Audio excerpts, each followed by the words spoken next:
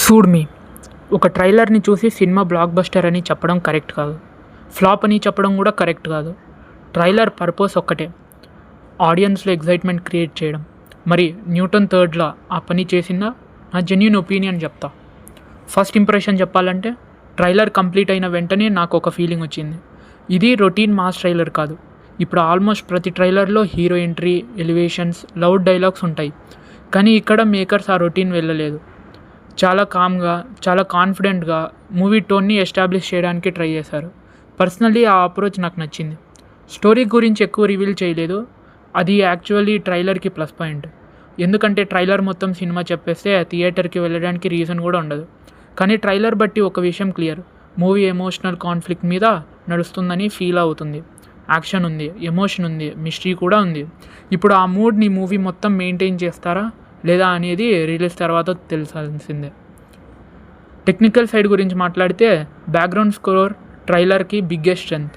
కొన్ని సీన్స్ నార్మల్గా ఉన్నా మ్యూజిక్ వల్లనే ఇంపాక్ట్ పెరిగింది. విజువల్స్ చాలా క్లీన్గా ఉన్నాయి, కెమెరా వర్క్ సినిమాటిక్గా ఉంది, ఎడిటింగ్ ఫాస్ట్గా ఉండడం వల్ల ట్రైలర్ ఎక్కడ డ్రాగ్ అనిపించలేదు. ట్రైలర్ ఫినిష్ అయ్యాక ఇంకా కొంచెం ఉంటే బాగుండేది అని ఫీలింగ్ వచ్చింది. అది ఒక మంచి ట్రైలర్ క్వాలిటీ. నాకు నచ్చిన పాయింట్స్ ఏంటంటే, ఫస్ట్, మేకర్ స్టోరీని మొత్తం రివీల్ చేయలేదు. సెకండ్, ఓవర్ ఎలివేషన్స్ లేవు. థర్డ్, టెక్నికల్ క్వాలిటీ బాగుంది. ఫోర్త్, టైటిల్కి తగ్గట్టు సీరియస్ మూడ్ మెయింటైన్ చేశారు. ఈ 4 పాయింట్స్ ట్రైలర్ని ఇంట్రెస్టింగ్గా మార్చాయి.